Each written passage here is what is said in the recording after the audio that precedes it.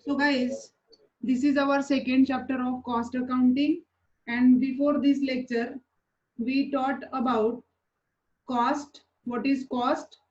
Cost is a measurement in monetary term of amount of resources used for the purpose of production of goods or rendering services. It means it is the total expenses to produce any goods or provide any services. This is the cost. मराठीत आपण जर म्हणायचं झालं तर cost हा एक खर्च आहे एखादी वस्तू बनवण्यासाठी किंवा ती वस्तू ग्राहकांपर्यंत पोहोचवण्यापर्यंत लागलेला खर्च, ती वस्तू बनवण्यासाठी लागलेला खर्च, एकूण खर्च, त्याला आपण कॉस्ट असं म्हणतो. उदाहरणार्थ आपल्याला जर पर्स बनवायची असेल तर पर्स बनवण्यासाठी लागलेला संपूर्ण खर्च म्हणजे त्या वस्तूची कॉस्ट असं आपण त्याला म्हणतो. नुसतं वस्तूच नाही तर आपण जेव्हा एखादी कंपनी सर्व्हिस प्रोव्हाइड करते, सेवा प्रदान करते, तर ती सेवा प्रदान करण्यासाठी लागलेला खर्च म्हणजे कॉस्ट होय. आपण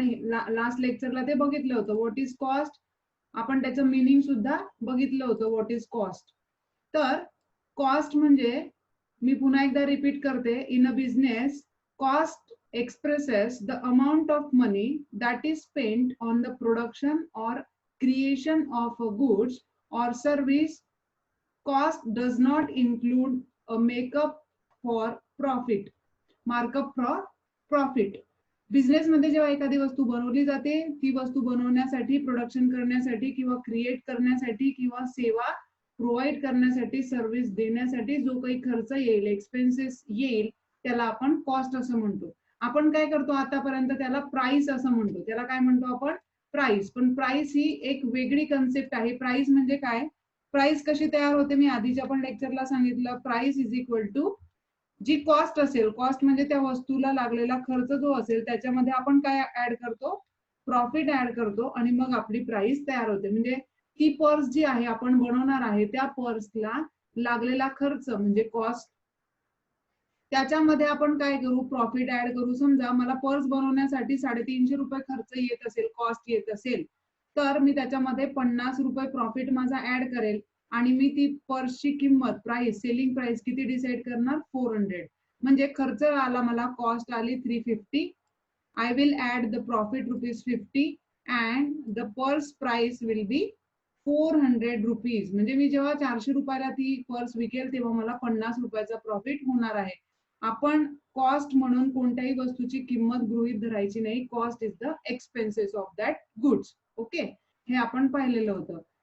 देन आपण सेकंड कन्सेप्ट पाहिलेली होती कॉस्टिंगची. It is the recording of all expenses of that goods. Cost accounting, advantages of cost accounting and limitations और डिसएडव्हान्टेजेस ऑफ कॉस्ट अकाउंटिंग आपण पाहिलेलं होतं.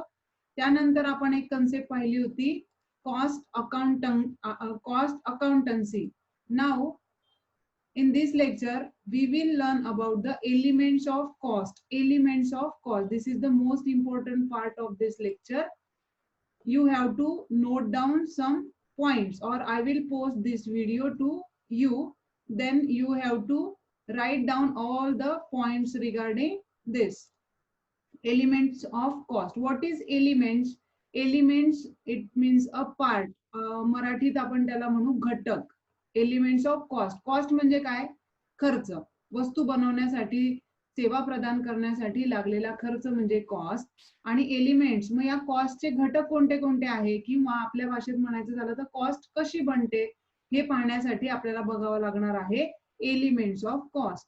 सो एलिमेंट्स ऑफ कॉस्ट जर आपल्याला बघायचे झाले तर there are 3 elements of cost. First is material, second one is labor, and third one is expenses. When we create or produce any goods or service, we will have to add some parts or elements of cost. First is materials. For example, we will take the example of that purse. समजा मला purse बनवायची असेल तर purse बनवण्यासाठी मला material किती लागलं? Material म्हणजे मला लेदर लागलं असेल, मला कलर लागला असेल, मला फेविकॉल लागला असेल, मला थ्रेड, दोरा त्या ठिकाणी लागणार आहे. पर्स बनवण्यासाठी काय काय मटेरियल लागेल, रॉ मटेरियल असेल, that is called as material expenses. Second one is purse बनवण्यासाठी किती लोकांचे श्रम लागले, किती लोकांना आपण त्या ठिकाणी कामासाठी ठेवलेलं आहे, ती पर्स बनवण्यासाठी लागलेला लेबर कॉस्ट, काम करणाऱ्या लोकांना दिलेलं payment, salary, wages, that is called as labour. And other expenses म्हणजे मटेरियल सोडून, लेबर सोडून इतर एक्सपेन्सेस पण लागतात. काय लागत असतील? ट्रान्सपोर्टेशन चार्जेस असतील, पॅकेजिंग चार्जेस असतील, पॉलिशिंग असेल, फिनिशिंग असेल, any other expenses related to that purse, it is called expenses. There are three elements of cost: material, labor and expenses. These are the main part of our cost accounting. Every element is divided between two subparts, that is direct and indirect. Direct material, indirect material, direct labor, indirect labor, direct expenses and indirect expenses. These are the classification of material, labor and expenses. What is direct material? What is direct material? Direct आपल्या शब्दात म्हणायचं झालं, आपण पण म्हणतो ना बऱ्याचदा, हे मी डायरेक्ट त्या ठिकाणी चाललो गेलो, म्हणजे प्रत्यक्ष गेलो. सो मटेरियल, कोणतं मटेरियल? Direct material. एखादी वस्तू बनवताना ती वस्तू बनवतानाच लागलेलं मटेरियल, है ना. फॉर एक्झाम्पल आपण पर्सचं जर एक्झाम्पल कॅरी केलं तर पर्सला डायरेक्ट मटेरियल कोणतं लागणार आहे? लेदर मला लागणार आहे, ते दिसणार आहे ना, दिसणार आहे, डायरेक्ट लागते तिथे लेदर मला त्या ठिकाणी लागणार आहे. किंवा तुम्ही शूज बनवतात, तुमची शूज बनवण्याची कंपनी असेल तर शूज बनवताना लागलेलं लेदर हे कोणतं मटेरियल आहे? Direct material. लेदर शिवाय तुमचा शूज बनणार आहे का? नाही. आणि शूज आणि पर्स दिसल्यावर तुमचं लेदर असेल, रेक्झिन असेल, तुमचं कापड असेल, क्लॉथ असेल, तो डायरेक्ट दिसणार आहे, प्रोडक्शन मध्ये डायरेक्ट दिसणार आहे. So we will call it is as a direct material. What is indirect material? Direct material are those which can be identified with a particular cost unit. आपण जे cost unit बनवणार आहोत त्याच्याशी direct त्याचा संबंध असतो. It is became the part of that material or it is the part of that production or service. मी म्हटलं की कपड्यांमध्ये कॉटन असेल किंवा लेदरचा शूज असेल तर त्याच्यातलं लेदर असेल, पर्स असेल रेक्झिनची तर त्याच्यातलं रेक्झिन असेल. It is direct material. What is indirect material? Indirect material काय आहे मग? Indirect material of the minor importance or they can not be identified with that product, job or process. हे direct काय असतं? आपण आयडेंटिफाय करू शकतो. शूज दिसला की आपल्याला लेदर दिसतं, है ना. पर्स दिसली की रेक्झिन दिसतं. कापड घेतला की आपल्याला गारमेंट मध्ये क्लॉथ्स दिसतात. इनडायरेक्ट मटेरियल असं असतं की जे डायरेक्टली दिसत नाही. हा, it is not directly related with that production और आपण लगेच आयडेंटिफाय करू शकत नाही. फॉर एक्झाम्पल शूज बनवताना लागलेला दोरा दिसतो का? दोरा किंवा फेविकॉल. पर्स बनवताना लागलेला फेविकॉल तुम्ही घेतल्यानंतर तुम्हाला लक्षात येतं की याला फेविकॉल आहे किंवा याला थ्रेड आहे, दोरा आहे? नाही. पण त्याच्याशिवाय वस्तू बनते का? नाही बनत. So it is called as indirect. तो लागणार आहे पण तो दिसत नाही बऱ्याचदा. So direct it is related with directly related with cost unit and it is not directly shown in that process or production. Second one is labour. पहिले labour समजून घ्या. What is labour? लेबर म्हणजे त्या ठिकाणी काम करणारे लोक. ती पण एक कॉस्टचा एलिमेंट आहे. काम करणाऱ्या लोकांना आपण पैसे देणार आहोत ना, म्हणजे तो खर्च होणार आहे आपला. तर हा लेबर हा सेकंड एलिमेंट आहे कॉस्टचा. खर्च आपल्याला करायचा आहे लेबरवर. लोकांशिवाय आपले शूज तयार होणार आहे का? लोक काम केल्याशिवाय आपली पर्स तयार होणार आहे का? नाही. म्हणजे लेबर हा एक एक्सपेन्सेस लागतोच, तो एलिमेंट आहे कॉस्टचा. याचं पण डिवायडेशन कसं केलं जातं? Direct labour. डायरेक्ट लेबर म्हणजे काय असेल? त्यालाच आपण म्हणतो वेजेस. यालाच काय म्हटलं जातं? लेबरलाच काय म्हटलं जातं? वेजेस. आपण आतापर्यंत त्याला वेजेस म्हटलेलं आहे. वेज किंवा wedges. Direct wedges, indirect wedges. मग डायरेक्ट वेजेस म्हणजे काय असेल? तर all labour expenses in altering the condition, composition, construction or directly to a particular job, process or product. ती वस्तू बनवताना त्याच्याशी संबंधित असलेले, प्रोडक्शन हाऊसशी संबंधित असलेले लोकांचा खर्च, वेजेस, दिलेलं पेमेंट. म्हणजे शूज बनवणारे, डायरेक्टली बनवणारे लोक शूज बनवतात, फॅक्टरीमध्ये बसून स्वतः पॉलिशिंग करणारे असतील, त्या मशीन हाताळणारे लोक असतील, त्यांना दिलं गेलेलं पेमेंट त्याला आपण डायरेक्ट लेबर म्हणू, कारण ते डायरेक्टली रिलेटेड आहे त्या पर्सशी, डायरेक्टली रिलेटेड आहे त्या शूजशी. स्वतः ते बनवतात. They are related with that process, they are related with that production. ते स्वतःच्या हाताने किंवा त्यांना दिलेल्या मशिनीच्या सहाय्याने ती वस्तू बनवत आहेत, म्हणून it is called as direct labour. Second one is indirect labour. आता आपल्याला पाहिलं आपण इनडायरेक्ट म्हणजे काय, की ती वस्तूशी डायरेक्ट त्यांचा संबंध येत नाही. फॉर एक्झाम्पल, मजूर त्या ठिकाणी बुट बनवत आहेत, पण त्याच्यावर लक्ष देणारा एक सुपरवायझर त्या ठिकाणी आहे. स्वतः बनवतोय का सुपरवायझर? नाही. तो काय करतो? He just controlling over on that peoples which are creating that goods or production of that goods. Production करताना त्या प्रोसेसवर लक्ष ठेवणारा व्यक्ती असेल, सुपरवायझर असेल, फोरमन असेल, किंवा ऑफिस मध्ये काम करणारा बॉय असेल, ऑफिस मध्ये काम करणारा क्लरिकल स्टाफ असेल. It is indirect labour.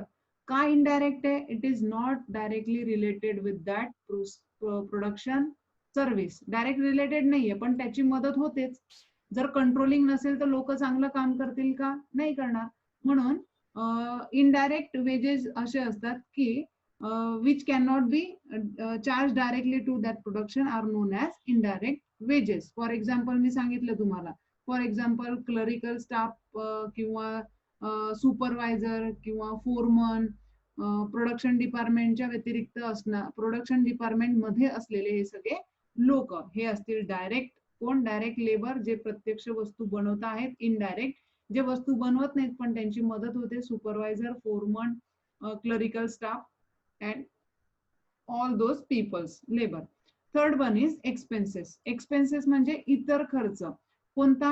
Material and labour हे दोन घटक सोडून त्यानंतर आलेला जो खर्च असेल त्याला आपण काय म्हणणार? मग त्याला आपण म्हणणार एक्सपेन्सेस. मटेरियल आणि लेबर सोडल्यानंतर ती वस्तू बनवण्यासाठी लागलेला खर्च असेल त्याला आपण एक्सपेन्सेस म्हणणार आहोत. For example, it will classified into direct expenses, again indirect expenses. Same classification आहे सगळ्यांचं, डायरेक्ट आणि इनडायरेक्ट. मग डायरेक्ट तुम्ही काय सांगणार? डायरेक्ट एक्सपेन्सेस त्याला म्हणणार, किंवा त्यालाच म्हणतो chargeable expenses. Second name is chargeable expenses किंवा direct expenses.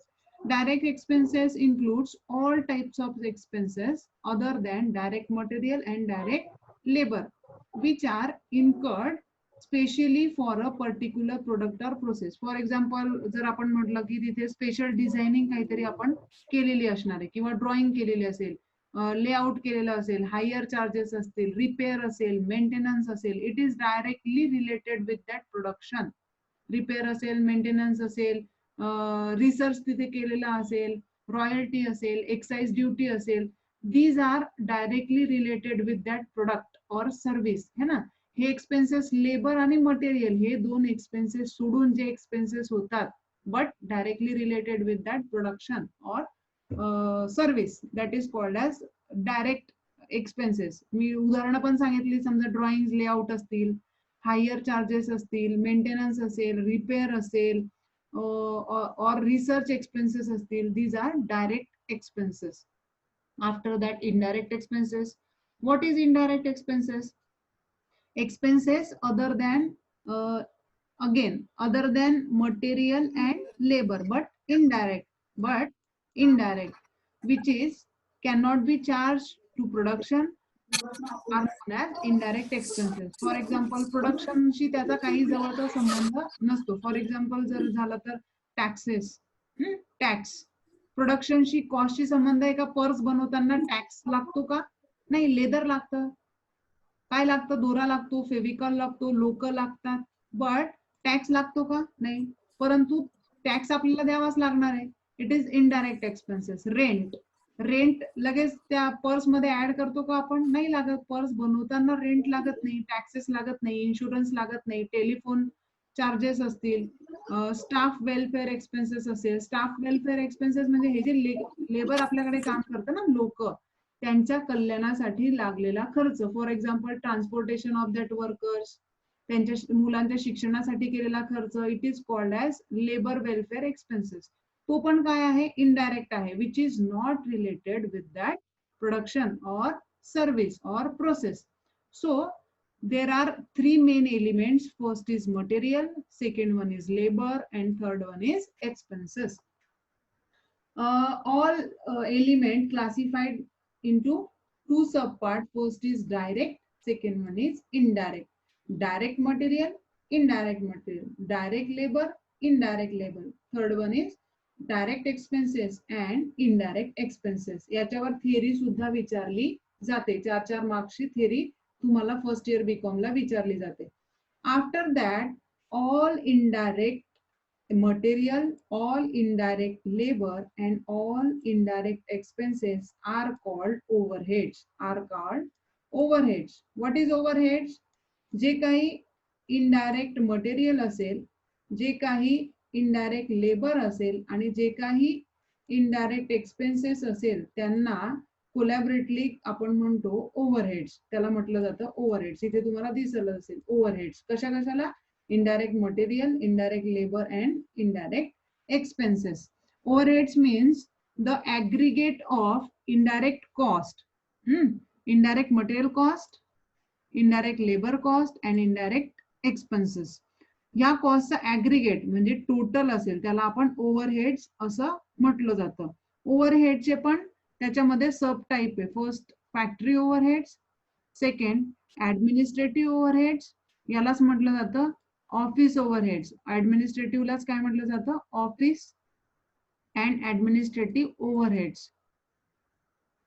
Office and administrative overheads. And third one is selling and distribution overheads. बघा त्याच्या नावातच आहे फॅक्टरी कॉस्ट और factory works overheads. Works overheads, factory overheads त्याला आपण म्हणतो. ओव्हरहेड्स म्हणजे काय? All indirect expenses, all indirect labour, all indirect material. पण जे फॅक्टरीमध्ये आलेलं असेल, जे फॅक्टरीमध्ये इनडायरेक्ट एक्सपेन्सेस तुम्हाला लागले, जे फॅक्टरीमध्ये इनडायरेक्ट लेबर तुम्हाला लागले आणि ज्या एक्सपेन्सेस तुम्हाला इनडायरेक्ट ती वस्तू बनवण्यासाठी किंवा सेवा देण्यासाठी लागले, फॅक्टरीशी रिलेटेड असलेले indirect expenses, labor and material, we will call it as a factory or works overheads.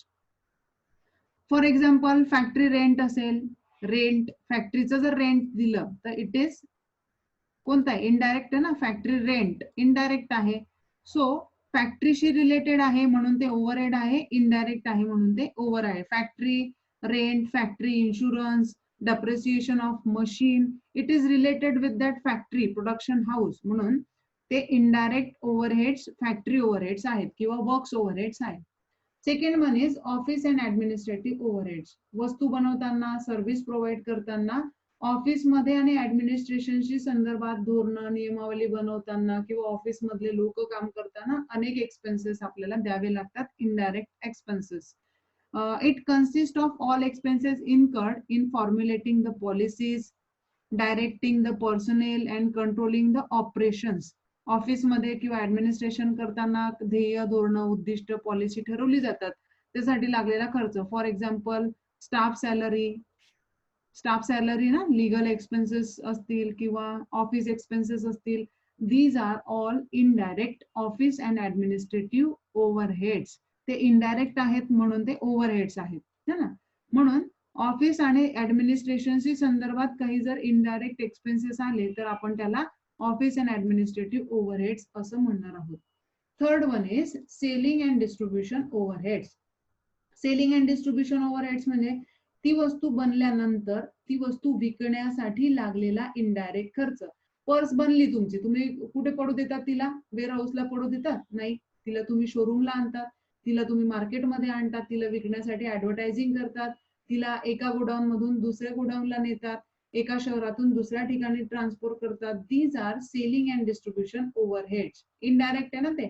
वस्तू विकली गेली पाहिजे म्हणून जे जे काही खर्च केले जातात, ऍडव्हर्टाइजमेंट असेल, नंतर व्हिजिटर्स फी असेल, वेअर हाऊस रेंट असेल, कॅरेज आउटवर्ड असेल. कॅरेज आउटवर्ड माहिती ना सगळ्यांना? कॅरेज इनवर्ड आणि कॅरेज आउटवर्ड, माल बाहेर पाठवताना लागलेला खर्च, वाहतुकीचा खर्च.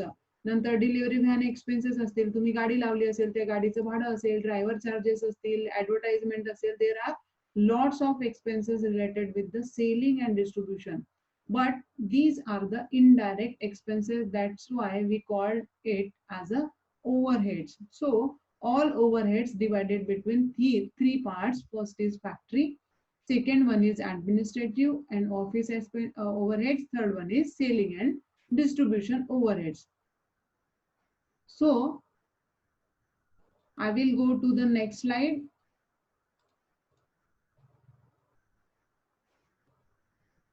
Firstly, I want to remove this annotation.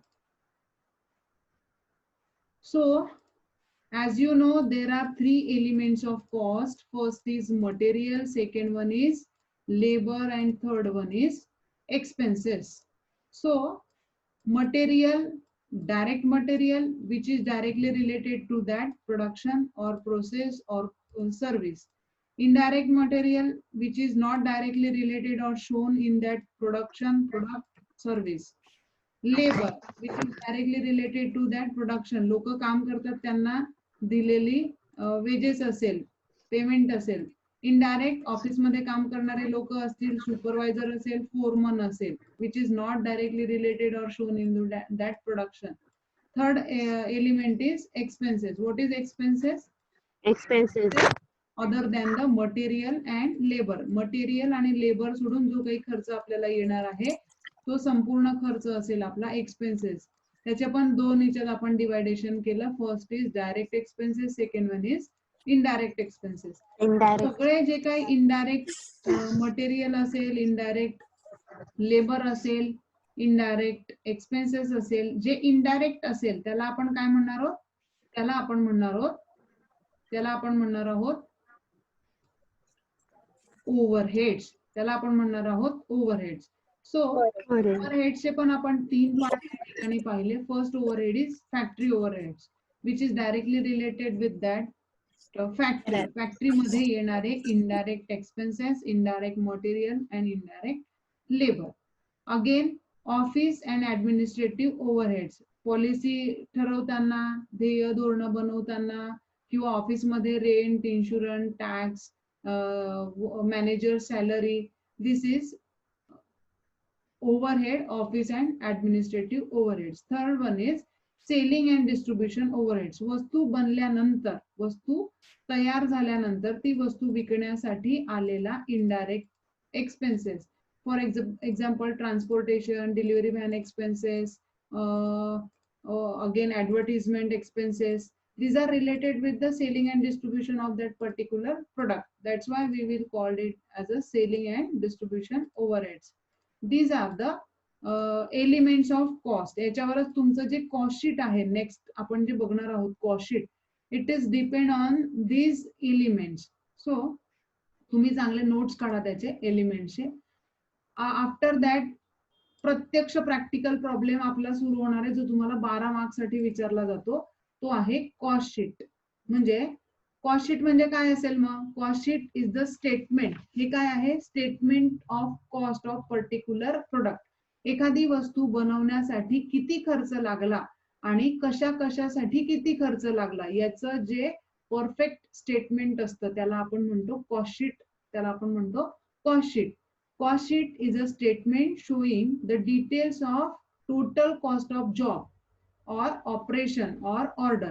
म्हणजे एखादी वस्तू बनवण्यासाठी ती वस्तूला किंवा त्या प्रोसेस साठी आपल्याला एकंदरीत किती खर्च आला तो व्यवस्थितरित्या मांडणे त्याला आपण कॉस्ट शीट असं म्हणतो. This is the one type of statement, cost sheet. Cost म्हणजे काय? खर्च, ती वस्तू बनवण्यासाठी लागलेला खर्च.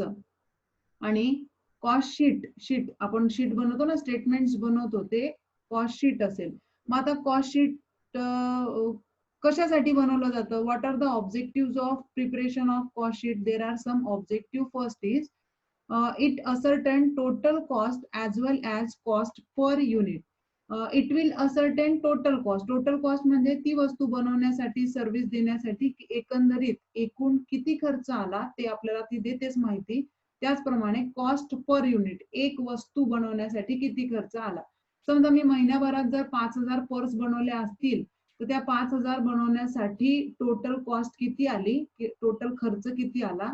त्याचप्रमाणे एक पर्स साठी मला किती खर्च आला हे सुद्धा स्टेटमेंट तो दाखवतो. This is the first objective. It ascertain total cost as well as cost per unit. Second one is it gives breakup of figures of the total cost. याच्यामध्ये तुम्हाला दिसत असेल बा ब्रेकअप ऑफ फिगर्स. पहिली prime cost दिसते, second factory cost दिसते, third तुम्हाला cost of production दिसतंय, नंतर तुम्हाला कॉस्ट ऑफ सेल दिसतंय, नंतर तुम्हाला प्रॉफिट दिसणार आणि मग सेलिंग प्राइस तुम्हाला त्या ठिकाणी दिसेल. म्हणजे हे काय केलं जातं, ब्रेकअप केलं जातं. फॅक्टरीमध्ये किती खर्च आला, विकण्यासाठी किती खर्च आला, ऑफिस ऍडमिनिस्ट्रेटिव्ह किती, म्हणजे ब्रेकअप आपल्याला त्या ठिकाणी मिळतं. नेमका कुठे किती खर्च झाला, मग आपण कुठे कंट्रोल करू शकतो कॉस्ट, याच्या संदर्भात आपण we can take our decisions. Third objective is to help to fixing the selling price. On basis of this cost शीटच्या आधारावर आपण त्या वस्तूची सेलिंग प्राइस डिसाइड करू शकतो. कसं, समजा कॉस्ट पर युनिट, पर्स बनवण्यासाठी मी आधी म्हटलं 350 मला खर्च आला, I will add 50 as a profit. मी काय करणार, जर मला 350 रुपये खर्च आलाय तर मी ऍड करणार प्रॉफिट ना, का 50 रुपये कमीने मार्केटला विकणार नाही. I will work for profit, me profit साठी काम करते, म्हणून मी त्या पर्स मध्ये 50 रुपये ऍड करणार आणि ती वस्तू 400 रुपयाला विकणार. मी 400 रुपये कसे ठरवले, on the basis of cost शीटच्या आधारावर मी ती 400 रुपयाला विकणार आहे. म्हणून सेलिंग प्राइस ठरवण्यासाठी सुद्धा कॉस्ट शीट महत्वाचं असतं. नंतर आपण कंपॅरिझन करू शकतो ना, की पहिल्या आपण जी वस्तू बनवली ती किती रुपयात बनली, आताची आपण वस्तू बनवली ती किती रुपयात बनते आहे, आधीची वस्तू जास्त रुपयाला का बनली, आताची वस्तू कमी का बनली, कमी जास्त का होतो, या संदर्भातले काही डिसिजन्स आपण त्या ठिकाणी घेऊ शकतो. टेंडर्स, कोटेशन आपण त्यानंतर बनवू शकतो. म्हणजे काय काय त्याचे ऑब्जेक्टिव्ह किंवा ऍडव्हान्टेजेस असतील, तर आपल्याला टोटल कॉस्ट कळते, कॉस्ट पर युनिट कळतं, आपल्याला ब्रेकअप त्याची कॉस्ट कळते, ब्रेकअप कॉस्ट म्हणजे कुठे किती खर्च आला ती ब्रेकअप कॉस्ट. नंतर we can formulate or we can fix the selling price, है ना, याच्या आधारावर आपण सेलिंग प्राइस फिक्स करू शकतो. नंतर आपण कंपॅरिझन सुद्धा करू शकतो. तर कॉस्ट शीटचा हा फॉर्म्युला आहे, हा फॉर्मॅट आहे. हा जर तुम्ही सॉल्व्ह केलं तर तुम्हाला 12 मार्क्स मिळतात. तर काय फॉर्मॅट आहे कॉस्ट शीटचा, पहिले डायरेक्ट मटेरियल्स घेतले जातात. पहिले म्हणजे हा फॉर्मॅट आहे पर्टिक्युलर्स, इथे सगळे पर्टिक्युलर्स आपण देणार, टोटल कॉस्ट घेणार आणि कॉस्ट पर युनिट आपण रुपीज मध्ये घेतो. ठीक आहे. तर पर्टिक्युलर्स मध्ये पहिला पॉइंट असतो आपला डायरेक्ट मटेरियल. आता डायरेक्ट मटेरियल म्हणजे काय मी तुम्हाला सांगितलं, which is directly related with that product, है ना. आता आपण पाहिलं वस्तू बनवताना डायरेक्ट कोणतं कोणतं मटेरियल वापरलं आपण, लेदर किंवा गारमेंट्स मध्ये क्लॉथ्स वगैरे जे काही आपण पाहिलं ते डायरेक्ट मटेरियल. त्याच्यामध्ये ऍड करणार आपण डायरेक्ट वेजेस आणि ऍड करणार डायरेक्ट एक्सपेन्सेस. म्हणजे आपण मागच्या याला बघितलं ना, आपण जे मागच्या स्लाइड मध्ये बघितलं पहिलंच, elements of cost, 3 elements, material, wedges and expenses.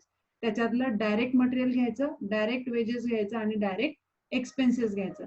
ह्या तिघांची जेव्हा आपण टोटल करणार तेव्हा ती टोटल होणार प्राइम कॉस्ट. बघा इथे जी अमाऊंट आपल्याला मिळणार ना ती असणार आहे आपली प्राइम कॉस्ट. म्हणजे पहिले सगळ्यात आधी काय शोधतो आपण, प्राइम कॉस्ट शोधतो. प्राइम कॉस्ट कशी शोधायची, direct material plus direct wages plus direct expenses. We will get our prime cost. This is the A part or first part. Prime cost जी असेल त्या प्राइम कॉस्ट मध्ये फॅक्टरी किंवा works overheads add करायचे. आता factory overheads म्हणजे काय मी सांगितलं, all indirect material, all indirect labour, all indirect expenses. कशाशी रिलेटेड असलेले, फॅक्टरीशी रिलेटेड असलेले. मी सांगितले तुम्हाला रेंट असेल, इन्शुरन्स असेल, टॅक्सेस असतील, these are the all factory overheads. आपण त्याच्यामध्ये ऍड करायचं, आपल्याला बी पार्ट मिळेल फॅक्टरी कॉस्ट. त्याच्यामध्ये ऍड करायचं opening work in progress, closing work in progress. Work in progress म्हणजे वस्तू बनवणं सुरू आहे त्याचा ओपनिंग स्टॉक, सुरू आहे बनलेली नाही त्याचा ओपनिंग स्टॉक. आणि क्लोजिंग वर्क इन प्रोग्रेस ज्या वस्तू बनवण्याचं काम सुरू आहे त्याचा क्लोजिंग स्टॉक लेस करायचा. हे पार्ट आपण प्रत्यक्ष प्रॉब्लेम मध्ये व्यवस्थित बघूयात. त्यानंतर आपल्याला मिळणार आहे सी पार्ट, म्हणजे हाच बी पार्ट फॅक्टरी कॉस्ट, नेट असेल हा. जनरली हे पार्ट काही जास्त विचारले जात नाही पण तुम्हाला लक्षात आलं पाहिजे. त्याच्यानंतर आपण त्याच्यामध्ये ऍड करणार आहोत ऍडमिनिस्ट्रेटिव्ह. त्यालाच मी सांगितलं होतं की त्याला म्हणायचं ऑफिस ओव्हरहेड्स, है ना. ऑफिस ओव्हरहेड्स त्याच्यामध्ये ऍड करायचं, म्हणजे ऑफिस सॅलरी असेल किंवा ऑफिसचा रेंट असेल, ऑफिसचा इन्शुरन्स असेल, है ना. हे लोक जे असतील त्यांना दिलेलं सॅलरी असेल त्याला ऑफिस अँड ऍडमिनिस्ट्रेटिव्ह. मग आपल्याला सी पार्ट मिळणार, कॉस्ट ऑफ प्रोडक्शन.